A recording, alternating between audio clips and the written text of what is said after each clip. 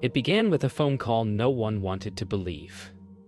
On a quiet Thursday evening in Maple Hollow, Claire Benton's voice trembled through the receiver as she spoke to her brother for what would be the last time. She said Evan was angry again, that he'd found messages on her phone he didn't like.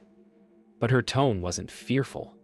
It was exhausted, the voice of someone who'd learned to survive storms that never really passed. Hours later, that calm neighborhood on Wrenwood Drive would fall into uneasy silence.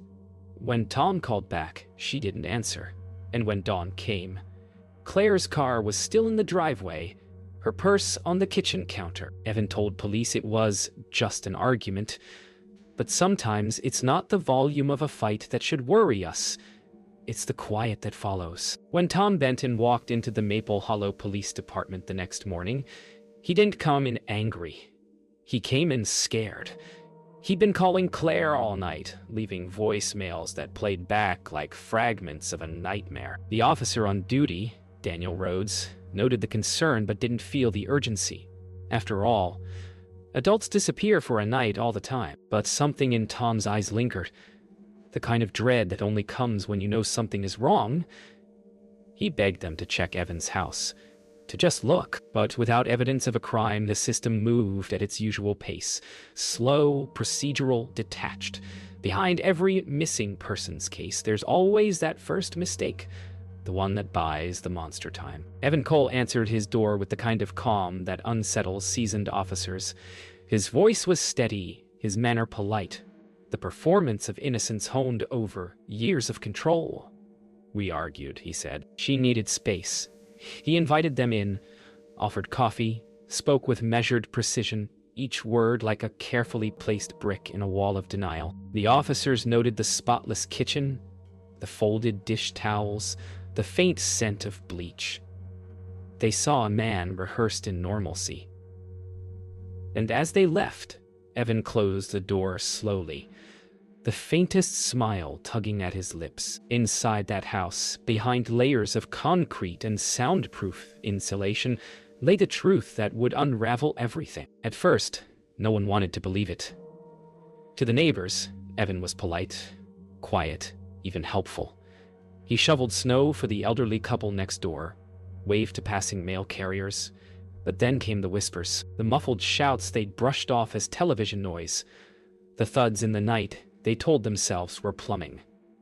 Now, in hindsight, the sound everyone tried to ignore felt deafening. Evil rarely announces itself. It seeps unnoticed into the edges of routine life until it feels ordinary. It would be another 48 hours before anyone stepped beyond that door.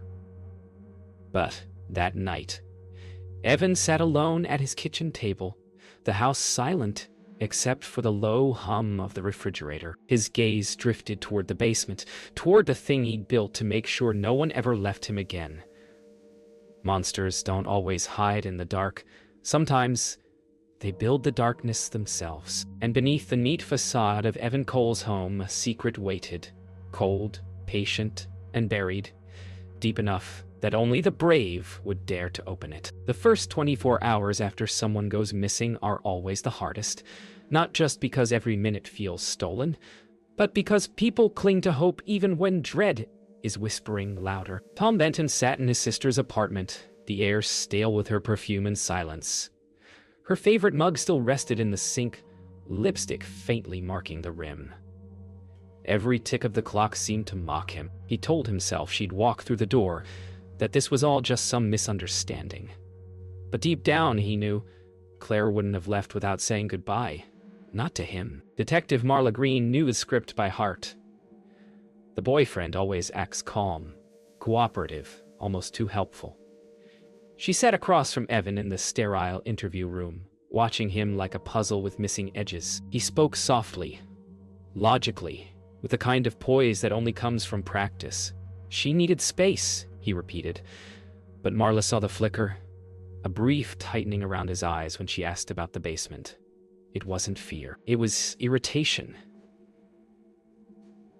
A man confident that no one would ever find what he'd buried. When police canvassed Wrenwood Drive, One story repeated itself.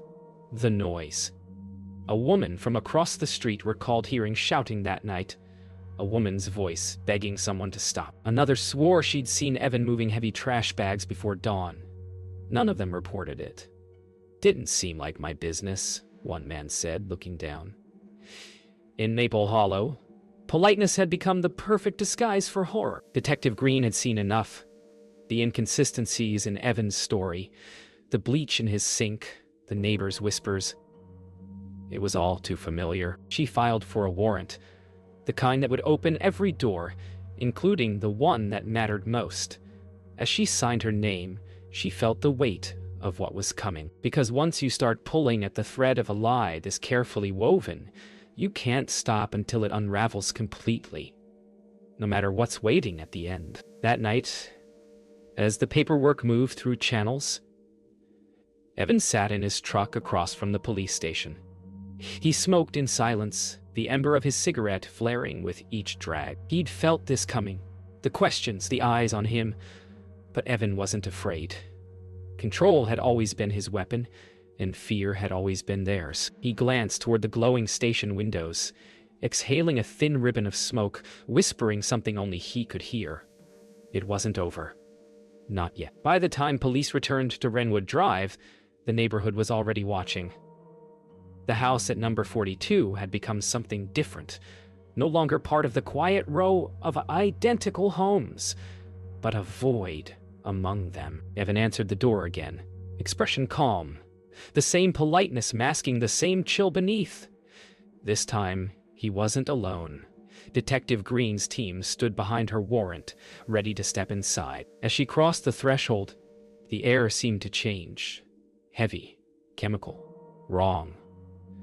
There's a certain silence houses wear after something terrible has happened, like they're trying to forget it too. The search began methodically. Every drawer opened, every corner photographed. Evan watched in silence, his jaw tight, his eyes following every movement. When an officer lifted the corner of the basement rug, the tone changed. Beneath it lay a faint seam in the concrete, thin as a scar. Marla knelt down, tracing it with her glove. She didn't say anything at first, only nodded toward her partner. The room felt quiet, except for the hum of the air vent. It was the kind of quiet that meant something had just shifted. A boundary crossed, a secret about to breathe. Behind a false wall, officers discovered a storage locker sealed with industrial bolts. The kind of thing built by someone who knew how to hide, not just store. Inside, nothing human, not yet. But traces, torn fabric, zip ties, a single gold earring caught between the floorboards. Tom would later confirm it belonged to Claire. Detective Green stared at that small piece of metal for a long time before bagging it. Evil doesn't always reveal itself all at once. Sometimes it lets you see just enough to keep you from sleeping. When Tom arrived at the scene, the officers tried to keep him back, but there's no restraining the desperate. He demanded answers, his voice cracking with the kind of pain that doesn't echo. It just settles deep. Marla told him they'd found something, but not enough. "We're getting closer," she said. He nodded, though his eyes were already lost, staring at the house where his sister's laughter used to live. In that moment, the investigation stopped being about procedure. It became personal. As night fell, the search team returned to the basement.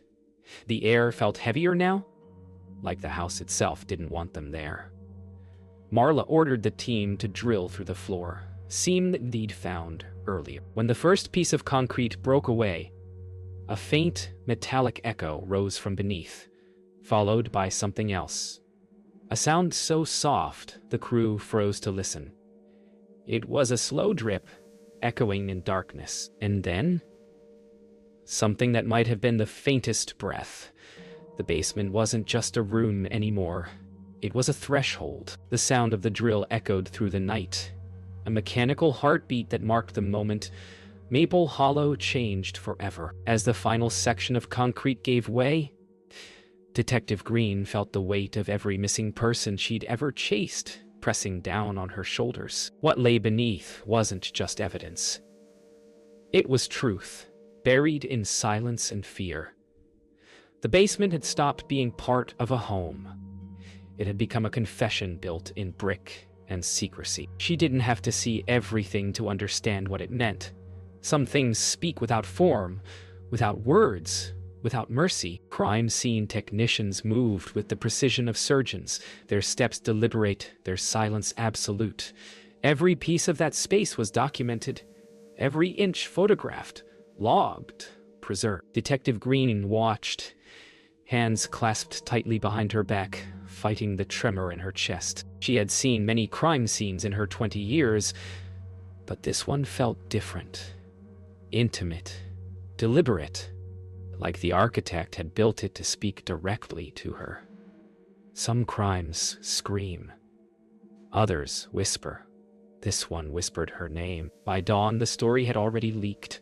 Reporters gathered behind the police barricade, their breath fogging in the cold morning air, lenses aimed at the quiet suburban house that was no longer ordinary. Tom Benton stood among them, his face pale, his fists buried deep in his jacket pockets. He didn't need confirmation.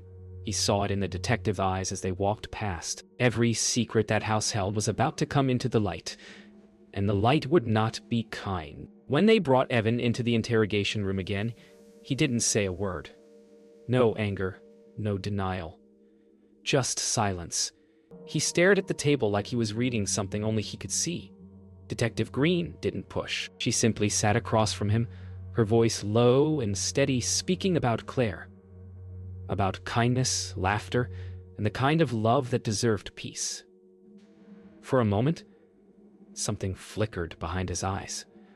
Remorse or recognition? She couldn't tell. Sometimes monsters aren't proud of what they've done. They're just addicted to the power it gave them. As evidence technicians carried sealed containers to their van, the weight of what had been uncovered began to sink into Maple Hollow's bones. Neighbors watched from behind curtains, whispering prayers and theories, trying to make sense of how ordinary could turn to evil. For Detective Green, it wasn't closure. It was the beginning of something far larger. Beneath every crime like this one lies the question no one can answer. How does someone become this? And perhaps worse, could anyone have stopped it sooner? When the evidence was processed, the files began to fill with names, some familiar, others no one had spoken in years. The silence of Maple Hollow cracked open to reveal its hidden tragedies, the lives that had vanished quietly beneath the noise of everyday life. For Detective Green, each name was a story unfinished, a voice that had waited too long to be heard. She moved through the evidence room with reverence, tracing her fingers over labels and photographs, whispering the names as if to promise them something. You're seen now. Tom Benton sat in a small office at the precinct, the kind of space meant for signatures, not heartbreak. When they handed him a photograph, he didn't need to look long. Just a moment. That was all it took. He nodded, once, slowly. "That's her," he said. And with those words, every sleepless night, every unanswered call, every desperate hope finally found its cruel ending. Outside, the town carried on.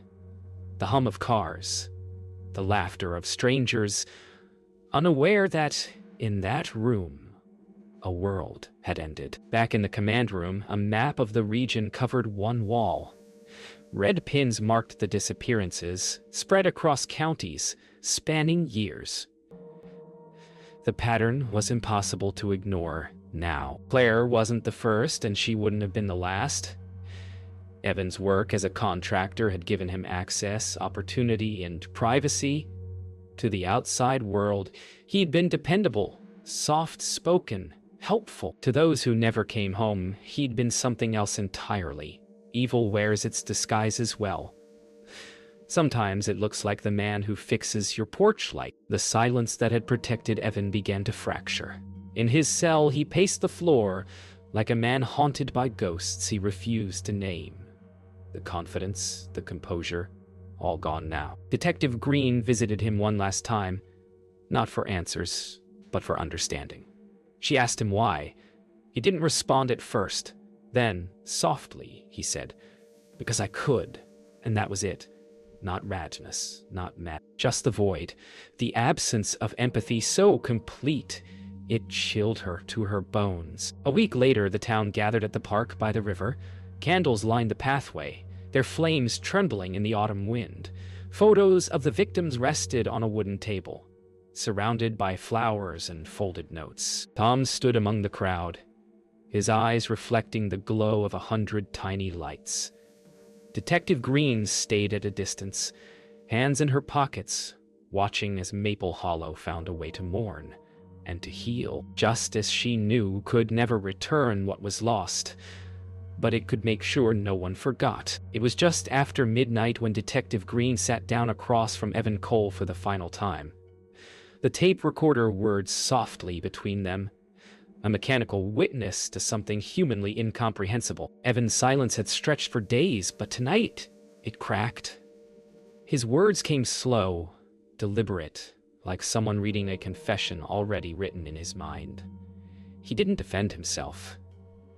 He didn't apologize. He simply described control, the hunger for it, the illusion of it. For Green, it wasn't the details that haunted her. It was how ordinary he sounded. Evil rarely shouts. It whispers, calm and reasonable, while the world around it stops breathing.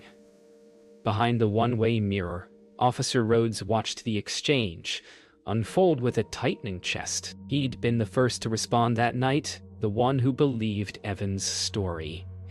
It was just an argument.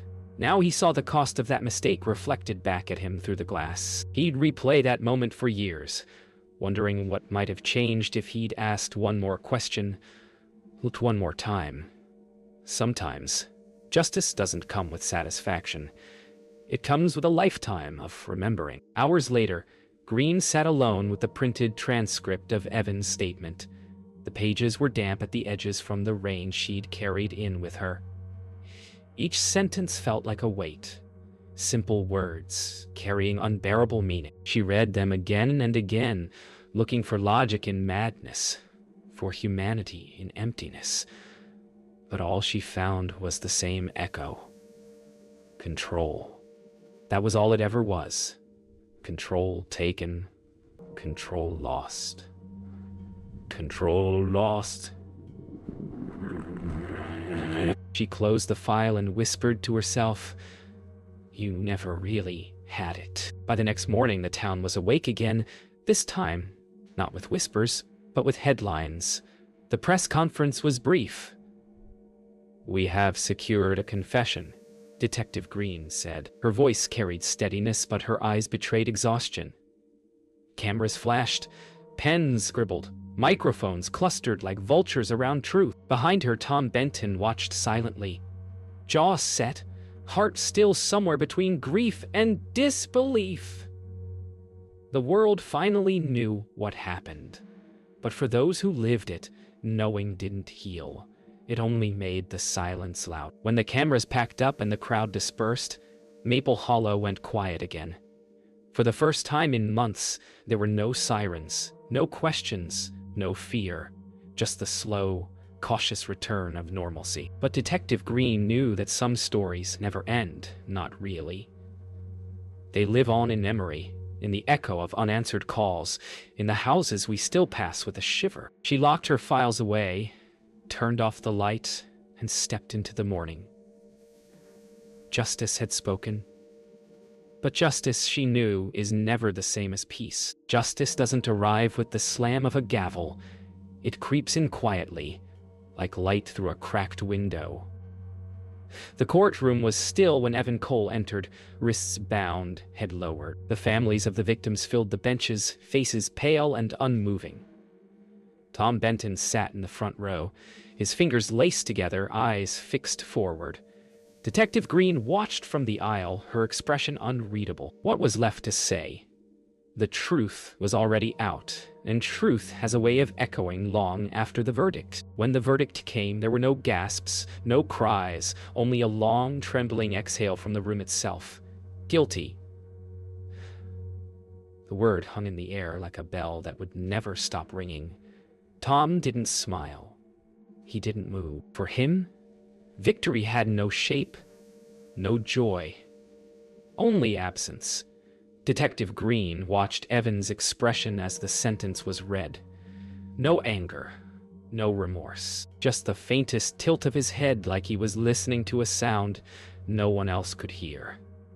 Sometimes justice doesn't end evil, it only contains it. In the weeks that followed, Maple Hollow returned to its routines. Lawns mowed, mailboxes checked, porch lights left on a little longer than before. The yellow tape was gone, but its ghost remained in the cracks of the sidewalks and the way neighbors looked at one another. Evil had lived among them, and now that it was gone, the town didn't feel safer. Just aware. Awareness changes people.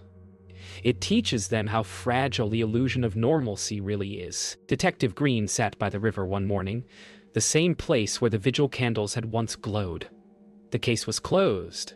Her badge was still polished, her record still clean, but something inside her had changed. Every investigator learns that truth carries a cost.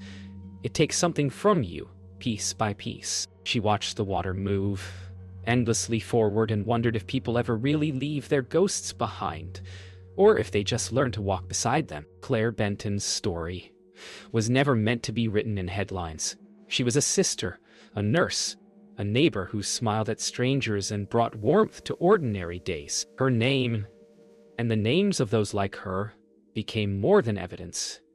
They became a reminder of what vigilance, empathy, and courage must mean in quiet places. Maple Hollow learned that darkness doesn't always arrive with thunder.